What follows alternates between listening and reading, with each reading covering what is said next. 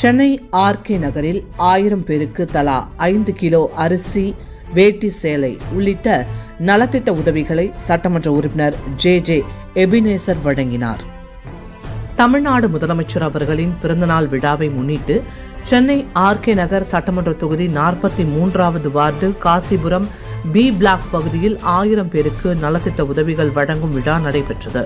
இந்த நிகழ்ச்சியில் சென்னை வடக்கு மாவட்ட இளைஞரணி அமைப்பாளரும் ஆர்கே நகர் சட்டமன்ற உறுப்பினருமான ஜே எபினேசர் ஏற்பாடு செய்து 1000 பேருக்கு தலா 5 கிலோ அரிசி, வேட்டி, சேலை உள்ளிட்ட நலத்திட்ட உதவிகளை வழங்கி தமிழ்நாடு முதலமைச்சர் அவர்கள் தமிழ்நாட்டிற்கு 1.31 கோடி பெண்களுக்கு கலைஞர் உரிமை திட்டத்தின் மூலம் மாதந்தோறும் 1000 ரூபாய், மாணவ மாணவிகளுக்கு புதுமை பெண் திட்டம் மற்றும் தமிழ் புதல்வன் திட்டத்தின் மூலம் மாதந்தோறும் 1000 ரூபாய், காலை சிற்றுண்டி, மாற்றுத்திறனாளிகள், விளையாட்டு வீரர்கள், வீராங்கனைகள் ஊக்கத்தொகை, முதியோர்களுக்கு, கணவனால் கைவிடப்பட்ட பெண்களுக்கு மாதந்தோறும் 1200 ரூபாய் விடிகள் பணம், உயர்கல்வி படிக்கும் 20 லட்சம் மாணவ மாணவியருக்கு மடிகணினி உள்ளிட்ட செய்த எண்ணற்ற திட்டங்களையும் சாதனைகளையும் குறித்து எடுத்துரைத்தார்.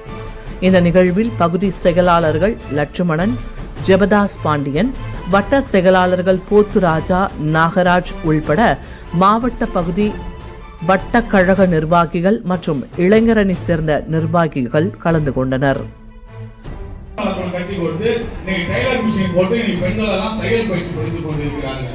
இதற்கும் மேலாக நம்முடைய வார்டில் தான் இருக்குது தனியார்பட்ட பேருந்து நிலையம். தனியார்பட்ட பஸ் ஸ்டாப் போய் பாருங்க, 23 கோடி ரூபாய் இன்னைக்கு அந்த பேருந்து நிலையம் சிறப்பாக மாற்றி அமைப்பது. 110 பஸ் அங்கிருந்து போகுது, எல்லா ஊருக்கும் பஸ் போகுது. கிளாம்பாக்கத்துக்கு, தாம்பரத்துக்கு, இங்க இருந்து எல்லாத்துக்கும் போற மாதிரி ஒரு பஸ் ஸ்டாண்ட் அமைச்சிருக்கின்றோம். கடற்கரை பகுதியில இன்னைக்கு 4 சுத்திகரிக்கப்பட்ட குடிநீர் நிலையங்கள் அமைச்சிருக்கின்றோம். 100 கோடி ரூபாயில மத்திய அரசோட இணைந்து தான் பண்றோம். உண்மைதான் சொல்லுவோம், மாத்திலாம் பேச மாட்டேன். மத்திய அரசோட இணைந்து மத்திய அரசு நிதியும் மாநில அரசு நிதியும், ஆனால் சட்டமன்றத்தில் இதற்காக பேசியவன் நான் அந்த அடிப்படையில் சொல்றேன். இன்னைக்கு 100 கோடி ரூபாயில இன்னைக்கு சென்னை நம்முடைய காசிபுரம் மீன்பிடி துறைமுகம் இந்த தினம் மாற்றி அமைக்கப்பட்டு அந்த பணிகள் நடைபெற்றுக் கொண்டிருக்கிறது. சுடுகாடு போய் பாருங்க, முஸ்லிம் சுடுகாடு இதுக்கு முன்னால் எப்படி இருந்தது, அப்படியே சாயங்காலம் சும்மா உள்ள போய் பாருங்க. இப்ப எப்படி இருந்து போய் பாருங்க. கிறிஸ்டியன் சுடுகாடு இப்ப எப்படி இருந்து போய் பாருங்க. இந்து சுடுகாடுக்கான பணி நடைபெற்றுக் கொண்டிருக்கிறது. இப்படி நான் சொன்னது ஒரு வார்டுல மட்டும் தான் சொல்லியிருக்கேன். 7 வார்டு இருக்கு, 7 வார்டு இருக்கு ஆர்கே நகர்ல.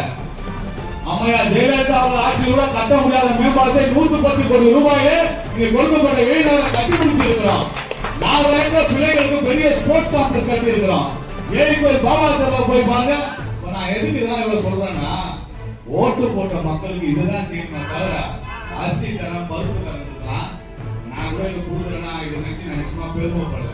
இது நம்மளால வாங்க முடியும். ஆனால் மக்களுக்கு முன்னேற்றத்திற்கான பணிகளை செய்யணும், மக்களுக்கான அடிப்படை தேவைகளை செய்யணும், மக்களுக்கு அவருடைய வாழ்வுக்கான வசதிகளை செய்ய தரணும். அதுதான் ஒரு ஆட்சியின் கடமை, ஒரு சட்டமன்ற உறுப்பினர் கடமை. நான் இவ்வளவு சொன்னேன், 10 வருஷம் அதிமுக ஏதாவது ஒண்ணு இந்த கோரிக்கை செஞ்சுக்கிறாங்க.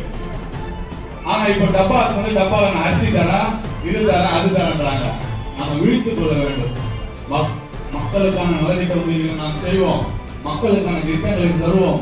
அப்படி தருகின்ற ஒரு ஒப்பற்ற ஆட்சி தான் நம்முடைய ஐயா தளபதி முத்துவேல் கருணாநிதி ஸ்டாலின் தலைமையிலான ஆட்சி. அந்த ஆட்சி தொடர வேண்டும். இப்போ இந்த 5 ஆண்டுகளை